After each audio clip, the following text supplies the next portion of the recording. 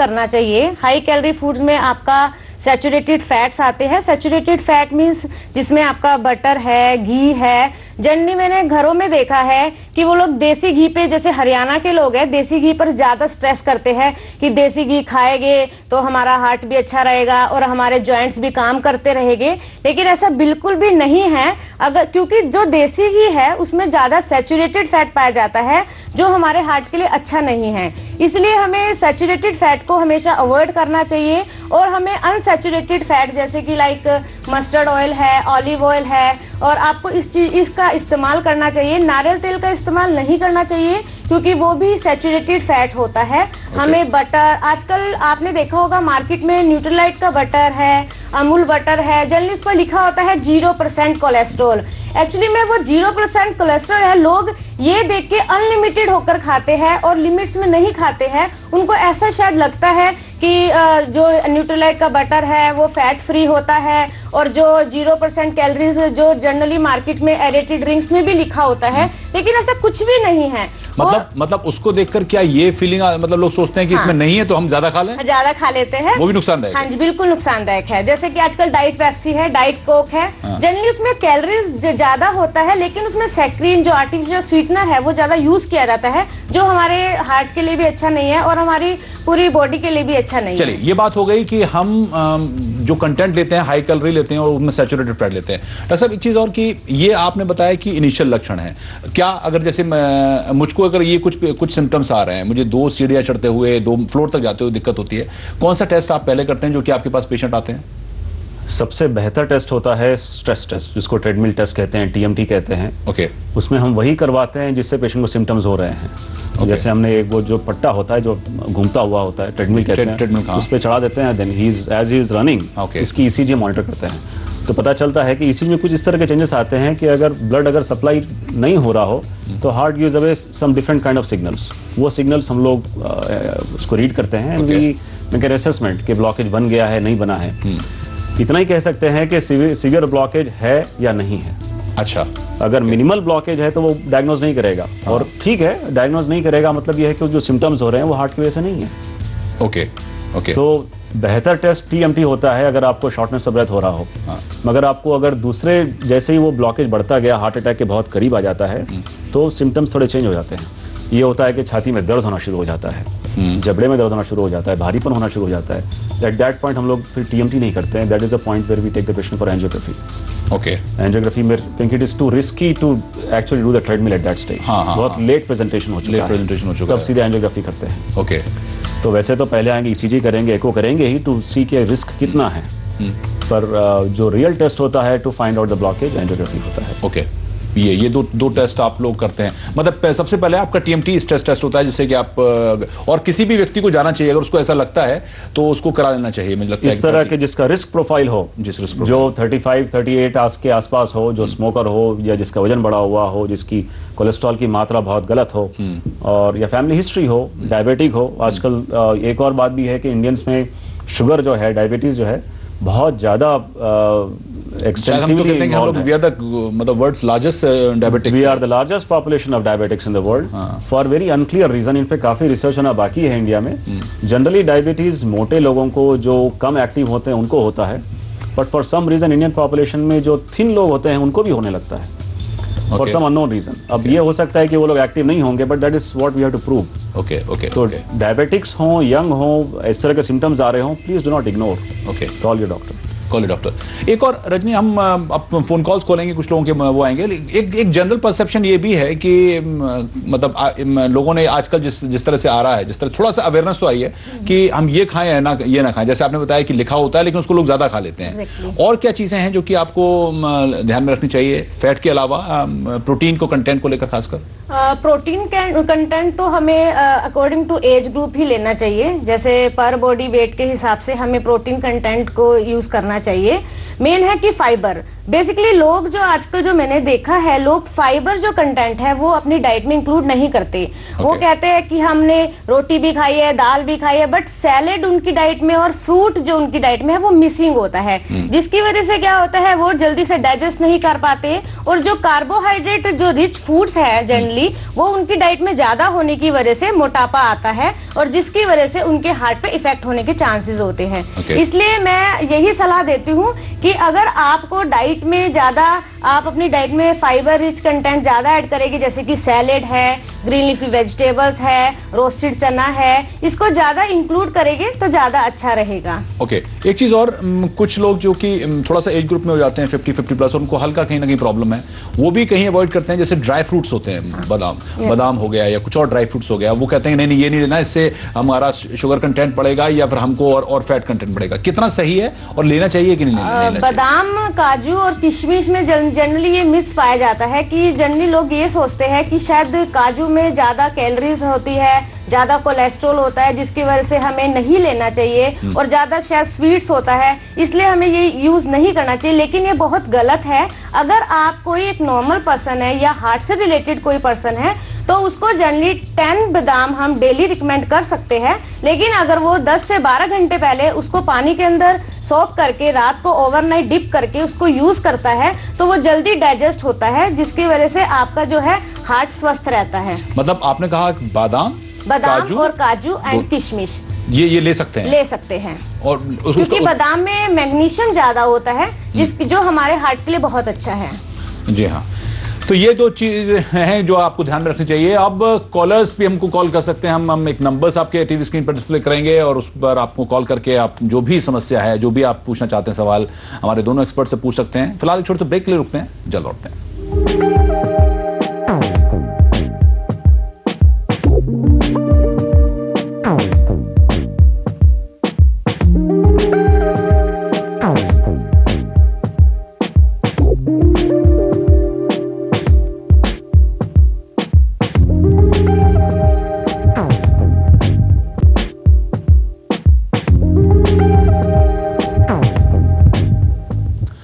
Break के बाद स्वागत है आप सभी का। तो हम अपने दोनों एक्सपर्ट से बात करें। डॉक्टर विनय संघी हमारे साथ हैं, सीनियर कंसल्टेंट स्कॉट फोर्टिस के और कार्डियोलॉजिस्ट डिपार्टमेंट के, और उनसे हम जानने की कोशिश कर रहे हैं कि दरअसल क्या क्या लक्षण हैं जिसके अगर ये लक्षण अगर आप में होते हैं तो आप तुरंत डॉक्टर के पास जाएं, सलाह लें और उस चीज का ध्यान रखें। और रजनी जी हैं जो कि खान पान किस तरह की होनी चाहिए हम बातचीत करें। लेकिन अब दर्शक जो कि हमारा ये प्रोग्राम देख रहे हैं, हमको कॉल करना चाहते हैं, हमसे हमारे दोनों एक्सपर्ट से सवाल करना चाहते हैं, वो कर सकते हैं। एक नंबर हम आपके टीवी स्क्रीन पर दे रहे हैं, नंबर है 0120 जो कि यहाँ का कोड है 4777-901 4777-901, और दूसरा नंबर है 777-902। इन दो नंबर्स पर आप कॉल कर सकते हैं, हमसे सवाल कर सकते हैं और एक्सपर्ट की राय जान सकते हैं। डॉक्टर साहब, ये तो फोन कॉल्स हैं, उससे पहले ये जो सिम्टम्स हो जाते हैं, अगर एडवांस स्टेज पे आता है तो उसके बाद फिर किस तरह की प्रोसेस चालू होता है? एक बार हमने मान लो एंजियोग्राफी कर ली जी, ब्लॉकेज बन चुका है, बीमारी धर चुकी है, तो then we look at options कि इस ब्लॉकेजेस कहाँ बनी है, कितनी बनी है। हार्ट नाड़ी होती है, ओके, हर नाड़ी का लेंथ ऑलमोस्ट होता है 30 या 40 सेंटीमीटर लंबा होता है शुरू से आखिरी तक। किसी एक पॉइंट पे ब्लॉकेज बन सकता है, मल्टीपल पॉइंट से बन सकता है, मल्टीपल आर्टरीज में बन सकता है, लंबा ब्लॉकेज बन सकता है, छोटा बन सकता है। तो there is a pattern to the blockages. ये पैटर्न हम जानते हैं एंजियोग्राफी से। इसके बाद फिर हम एक प्लान बनाते हैं कि एंजियोप्लास्टी करेंगे, स्टेंट डालेंगे, ब्लॉकेज खोलेंगे, या फिर उसका बाईपास सर्जरी होगा। बाईपास सर्जरी में उस ब्लॉकेज को बाईपास करते हैं अल्टरनेट चैनल से, और बाईपास तो मतलब करीब करीब ओपन हार्ट जैसा, ओपन हार्ट सर्जरी हो गया है। ओके। और दूसरा जो लेकिन अगर परसेंटेज की मैं बात करूं, जो मेजॉरिटी ऑफ जो आते होंगे उसमें क्या उससे काम चल जाता है, बलूनिंग से काम हो जाता है? बिल्कुल बिल्कुल, 60% 70% लोग एंजियोप्लास्टी या स्टेंट से ट्रीट किए जाते हैं, बाकी 20-30% बाईपास सर्जरी जिनको जरूरत होती है। हर एंजियोग्राफी, और ये भी धारणा है कि हर एंजियोग्राफी के बाद एंजियोप्लास्टी होती है, हर एंजियोग्राफी के बाद बाईपास सर्जरी होती है, ऐसा नहीं है। एंजियोग्राफी के बाद हमको पता चलता है कि ब्लॉकेज कहाँ है, कितने हैं, और उनको कुछ करने की जरूरत है भी या नहीं है। ओके। और उस दौरान जहां पर आप वो करते हैं, बलूनिंग करते हैं, उस दौरान अगर वहां जितना मान लीजिए कोलेस्ट्रॉल है वो क्या जाता है या फिर? हाँ, वो ब्लॉकेज अगर बन जाता है, एक बात हम क्लैरिफाई करना चाहते हैं कि हम जो भी ट्रीटमेंट कर रहे हैं एंजियोप्लास्टी और बाईपास सर्जरी से, हम बीमारी को खत्म नहीं कर रहे हैं, हम उसको ट्रीट कर रहे हैं, हम उसको टेम्पररीली उसको हम सिम्टम से रिलीव कर रहे हैं। ओके। बीमारी आपको खुद को ट्रीट करवानी पड़ेगी, खत्म करवानी पड़ेगी दवा से, by changing your lifestyle, eating the right things. वो अलग ट्रीटमेंट है, वो तो चलेगा ही। एंजियोप्लास्टी से हम सिर्फ एक्यूट प्रॉब्लम जो होता है उसको हम आपसे एक सपोर्ट दे रहे हैं, थोड़ा सा सपोर्ट ले रहे हैं, temporary treatment, no matter what you doing, bypass करो या एंजियोप्लास्टी करो। तो जो एंजियोप्लास्टी में जो ब्लॉकेज हम खोलते हैं, कोलेस्ट्रॉल निकलता नहीं है, वहीं रहता है, we just push it to one side. रास्ते में से हटा देते हैं, उसको दबा देते हैं, कोनों में प्रेस कर देते हैं, it becomes lined up along the walls, और फिर स्टेंट कॉइल जो होता है वो does not allow the cholesterol to come back. Okay, इसकी लाइफस्टाइल भी कितनी होती है, ये कितना चलता है, ये जानूंगा। इस बीच कॉलर हमारे साथ जुड़े हैं, से आए हैं सरदार खान जी, बताइए, स्वागत है आपका। हाँ, नमस्ते सर। नमस्ते सर, मैं ये जानना चाहता हूँ डॉक्टर साहब से कि हमारे 2 चाचाओं को अभी 1 ईयर के अंदर हार्ट अटैक से उनकी मौत हो चुकी है, और एक मेरे सगे भाई जो हैं बड़े, उनको भी 1 साल पहले 6 महीने पहले हार्ट अटैक आया था, लेकिन उनका ट्रीटमेंट चल रहा है। तो क्या ये कुछ हेरिडेटरी प्रॉब्लम है, हम सबको अपनी जांच करानी चाहिए क्या? बिल्कुल बिल्कुल, बहुत सही सवाल पूछा है आपने। जो जिनके घर में बड़े भाई, पिताजी या चाचा ताऊ, जो फर्स्ट डिग्री रिलेटिव जिनको कहते हैं, चाचा ताऊ तो फिर भी सेकंड डिग्री हो गया, मगर इमीडिएट फैमिली मेंबर्स में जो भी होता है, मेल मेंबर स्पेशली, उनको अगर हार्ट का बीमारी होती है तो male member of the house, next generation को बहुत हाई चांसेस होते हैं। अगर खास करके बड़ा छोटे भाई को अगर प्रॉब्लम हो तो सारे भाइयों को चेक कराना चाहिए, पहले जाकर डॉक्टर से मिलिए। और जेनेटिकली भी होता है? जेनेटिकली बिल्कुल होता है, जेनेटिकली होने के बहुत ज्यादा हाई चांसेस है। बहुत सालों से हमने देखा है कि फादर की डेथ एज 35 पे हुई थी, wife lived her whole life as a widow, बेटे को बड़ा किया, जब वो 35 साल का हुआ तो माँ अपने बेटे को अपनी बहू के साथ लेकर आई इमरजेंसी में उसी दिन, when he is turning 35-30. These are classic cases. Okay. Genetic is a real genetic gene अभी diagnosed भी हुआ है about 1 month ago. इसका हम आगे शायद उपाय निकाल पाएंगे, नहीं निकाल पाएंगे, बट हमको इतना जरूर पता है कि जेनेटिक जरूर है, और फैमिली जो हिस्ट्री होती है उसको हम अनदेखा नहीं करना चाहिए। We should get it checked up right away. जी हाँ, बिल्कुल। ये तो एक है कि जेनेटिक्स पर अगर और रिसर्च होगा तो एक अलग बात है, लेकिन फिलहाल जितनी भी रिसर्च है और जितनी भी डॉक्टर्स की सलाह ध्यान रखिए, और अगर किसी के परिवार में इस तरह की सिम्टम्स हैं, बीमारी है, तो उसको तो चेक जरूर करा लेना चाहिए। एक और कॉलर हमारे साथ जुड़ रहे हैं, रोहिणी से हैं, विनय जी। विनय, पूछिए सवाल। अनिल, माफ कीजिएगा, अनिल है जी। अनिल, पूछिए। हेलो जी। डॉक्टर साहब नमस्कार। हाँ नमस्कार। हेलो जी हाँ, पूछिए, डॉक्टर साहब सुन रहे हैं आपको। मेरी उम्र है 35 साल जी। ओके। और मैं बहुत मोटा हूँ जी। मेरा पेट बहुत ही ज्यादा भार है। अच्छा। और मैं कुछ भी खाता हूँ जी। हेलो। हाँ जी, हाँ सुनाई दे रहा है, बताइए। बताइए। मेरी उम्र 35 साल है, मेरा पेट बहुत ज्यादा भार है। ओके। और 130 किलो वजन है मेरा। प्रश्न क्या है आपका? हाँ जी। क्या पूछना चाहते हैं? ये पूछना चाहता हूँ, ये कैसे, मतलब मैं अपना दिल का ये कैसे रखूँ? मैं दारू भी पीता हूँ, स्मोकिंग भी करता हूँ। सारे जो कारण है बता रहे हैं। स्मोकिंग सबसे पहले बंद करना है, दारू सबसे पहले बंद करना है, क्योंकि स्मोकिंग से सीधे हार्ट अटैक के सीधा रिश्ता है। सबसे पहले ऐसा नहीं कि मैं 2 डिब्बी पहला पिया करता था, 5 कर दी, 2 कर दी, हफ्ते में 2 लेता हूँ। बंद का मतलब बंद, 0 होता है। मैंने अभी पित्त की थैली में मेरा स्टोन हो गया था, उसको ऑपरेशन भी कराया मैंने। अच्छा, नहीं, वो स्टोन का और सिगरेट का कोई रिश्ता नहीं है। अभी आज हम हार्ट की बीमारी की बात कर रहे हैं जी। स्मोकिंग आप बिल्कुल 0 बंद करिए। जैसे मेरा फोन आता है तो मेरा दिल कांपने लगता है एकदम। हाँ, और दूसरा जो है, जो आप बहुत हाई कंटेंट ले रहे हैं, उससे आपकी पर्सनालिटी चेंज हो रही है और वो हार्ट को कमजोर करेगा, उससे कैलोरीज बढ़ेंगे, उससे हार्ट की बीमारी होगी, डायबिटीज होगा। तो अल्कोहल बिल्कुल बंद करिए। अब मोटापे में अल्कोहल नहीं लेना चाहिए। और तीसरा, मोटापा जल्द से जल्द आप कम करिए। 130 किलो बहुत हाई होता है। सबसे पहले मॉर्निंग वॉक पे जाना शुरू कर दीजिए। सबसे पहले खाना कम करिए, उसके बाद मॉर्निंग वॉक जाना शुरू करिए। जैसे रजनी रही है कि कैलोरीज कम लेनी चाहिए, वो सारी आपने सुनी होगी, देखी होगी वीडियो, वो उन सारी बातों पर अमल कीजिए, you'll be fine। वैसे एक चीज सवाल यही आ रहा है कि अगर जो लोग ओवरवेट हैं, मतलब मैं 130 की बात नहीं कर रहा हूं, लेकिन अगर अपने हाइट के हिसाब से अगर आप ओवरवेट हैं, तो सबसे पहले इंसान को किस तरह शुरुआत करनी चाहिए? खान पान किस तरह का हो जाना चाहिए? सबसे पहले एक्सरसाइज पे ध्यान देना चाहिए। जनरली लोग ये समझते हैं कि हम 1 महीने में, जनरली लोग मेरे पास आते हैं कि हमने 1 महीने में 10 किलो वेट रिड्यूस करना है, लेकिन कई बार क्या होता है, हमारे एज ग्रुप के साथ साथ हमारा जो फैट है वो स्टबर्न हो जाता है, और किसी देसी की जो बर्निंग कैपेसिटी होती है फैट की वो कम होती है। तो ऐसा नहीं सोचना चाहिए कि हम शायद 1 महीने में 10 किलो वेट कम हो जाएगा। जनरली वो लोग जिम सेंटर ज्वाइन कर लेते हैं, हेल्थ सेंटर ज्वाइन करते हैं।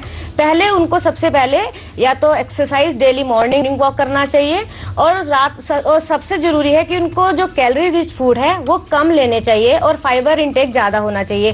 कैलोरी रिच में जनरली आएगा एक तो उनको टोन्ड मिल्क लेना चाहिए एटलीस्ट 5 दूध के ऊपर 500 ml मिल्क पर डे उनको लेना चाहिए। दूसरा जनरली घी, बटर और आपका कोकोनट ऑयल, इसको आपको डाइट में कम करना चाहिए। फाइबर इंटेक ज्यादा करना चाहिए और लिक्विड डाइट ज्यादा लेनी चाहिए। जैसे कि आप बटर मिल्क ले सकते हैं, fat free butter milk market में अवेलेबल है। सूप्स बना सकते हैं, घर में रेडीमेड सूप ले सकते हैं। रोस्टेड चना खा सकते हैं, चना या मुरमुरा। जैसे आप लोग देखते हैं कि हम मॉल जाते हैं, वहां पर हम भेलपूरी ज्यादा हम प्रेफर करते हैं। भेलपूरी के लिए जनरली आप क्या कर सकते हैं, घर में ही आप सॉल्ट फ्री रोस्टेड चना प्लस उसमें चिवड़ा और मुरमुरा मिक्स करके भेलपूरी उसमें टमाटो और अनियन डालकर उसको खा सकते हैं, जिससे क्या होगा आपको टेस्ट भी आएगा और आप बोर भी नहीं होंगे। ओके जी हाँ, बिल्कुल। तो आप इन चीजों पर ध्यान रखें और खानपान को खासकर, जैसा कहा डॉक्टर साहब ने कहा कि खानपान पहले आप खानपान अपना सुधारें और उसके बाद आप एक्सरसाइज की तरफ ध्यान दें। जैसा रजनी जी बताया कि इन चीजों का आप ध्यान रख सकते हैं। कॉलर्स हमको लगातार कॉल कर सकते हैं और हम अपने दोनों एक्सपर्ट से उनके बारे में उनका सवाल है वो बताएंगे। फिलहाल एक ब्रेक के लिए यहाँ पर रुकते हैं, जल्द लौटते हैं।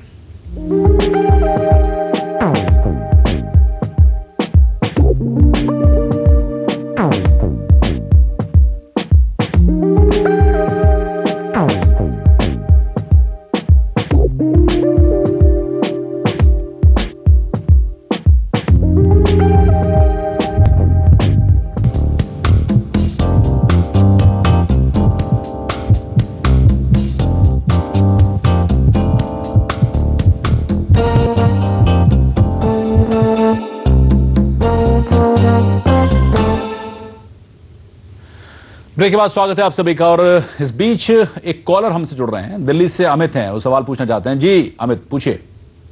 मेरी उम्र 30 साल है और मेरा कहना था, मेरा लिपिड प्रोफाइल टेस्ट कराया था मैंने अभी, जिसके अंदर मेरा कोलेस्ट्रॉल बहुत ज्यादा हाई है। तो सर मैं जानना चाहता हूँ कि ज्यादा रिस्की है क्या? उन्होंने जाए वो आप। हाँ, कोलेस्ट्रॉल हाई है। कोलेस्ट्रॉल की 2-3 तरह की वो होते हैं, क्लासिफिकेशन होती है। टोटल कोलेस्ट्रॉल होता है और उसमें HDL के नाम से एक प्रिंट आउट दिखेगा आपको, जो गुड कोलेस्ट्रॉल अच्छा वाला होता है, जो हाई होना ही चाहिए। और तीसरा होता है LDL, जो कि खराब कोलेस्ट्रॉल है, जो कम होना चाहिए। जीवन में अच्छी चीजें ज्यादा और खराब चीजें कम। तो अगर आप जो है बता सकते हैं कि आपका टोटल हाई है या LDL हाई है या HDL हाई है।